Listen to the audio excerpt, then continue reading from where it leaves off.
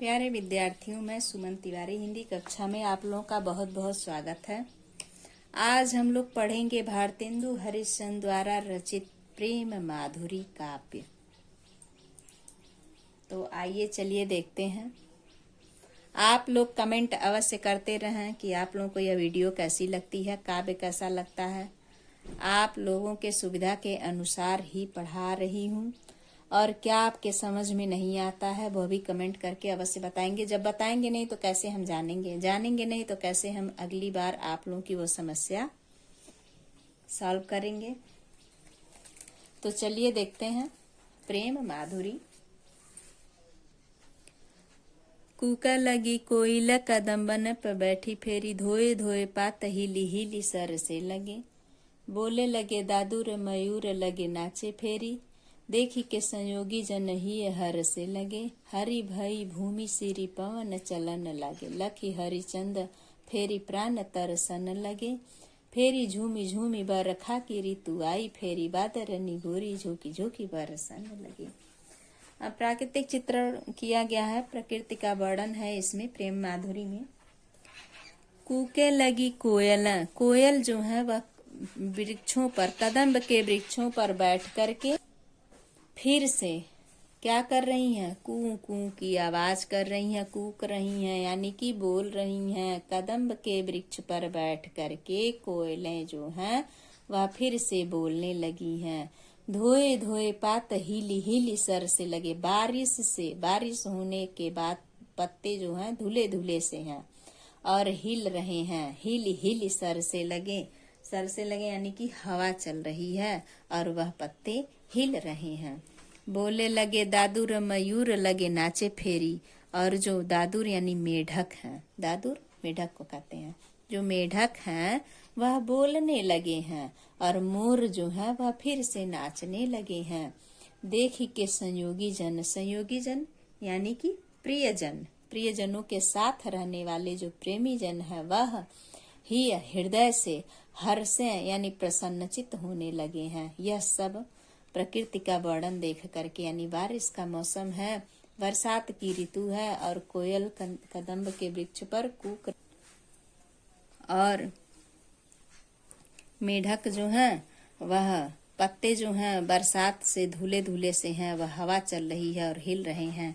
मेढक जो है बोल रहे हैं, मोर जो है नाच रहे हैं, और यह सब संयोगी जन देख करके, प्रेमी जन देख करके अपने हृदय से प्रियजन जो साथ रहने वाले प्रिय के हैं वह देख करके प्रसन्नचित होने लगे हैं।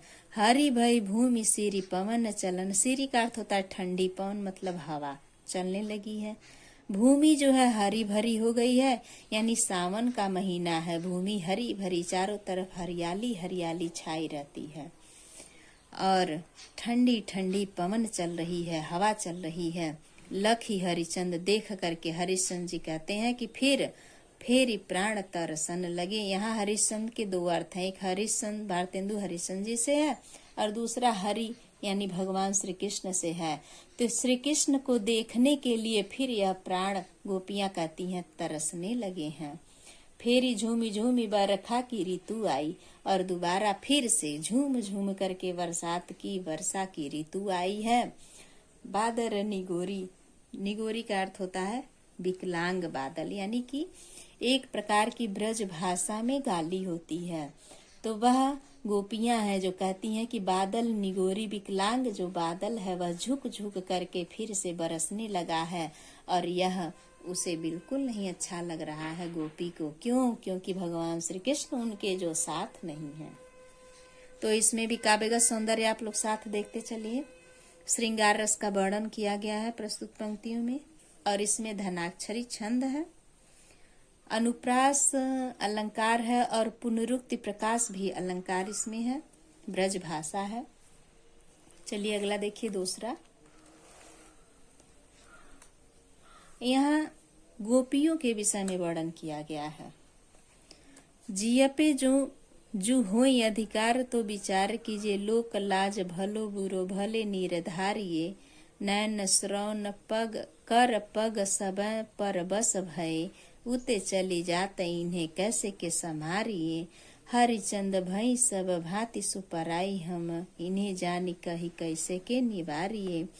मन में रहे जाहि ताहि दीजिए विसारी, मन आप बसे जामे ताहि कैसे के विसारिये।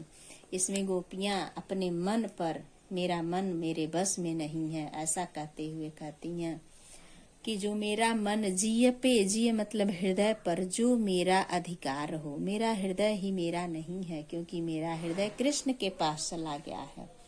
तो जब मेरे हृदय पर अधिकार हो तब तो कोई विचार करे।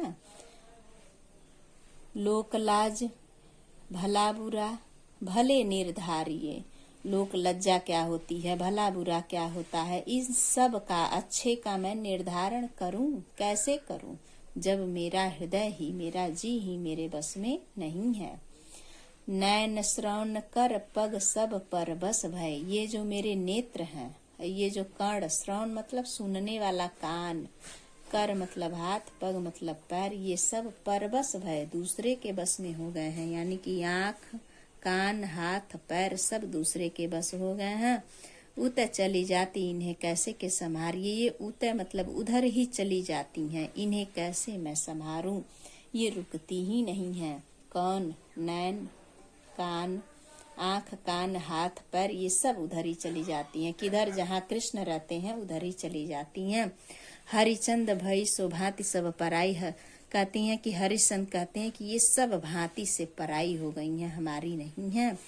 इन्हें ज्ञान कही कहो कैसे के निवारिये। कौन सा ज्ञान इन्हें दे करके मैं इनका निर्धारण करूं। मन में रहे तो ताही दीजिए विसारी, मन बसे जामे ताही कैसे के विसारिये। यदि अगर मन में रहे तो इन्हें विसार दूं। जब मन ही जा करके कृष्ण में बस गया है तो मैं इन्हें कैसे के विसारूं। चलिए धन्यवाद। अगली वीडियो कल बनाएंगे। आप लोगों को कैसा लगा यह कमेंट करके अवश्य बताइएगा। धन्यवाद।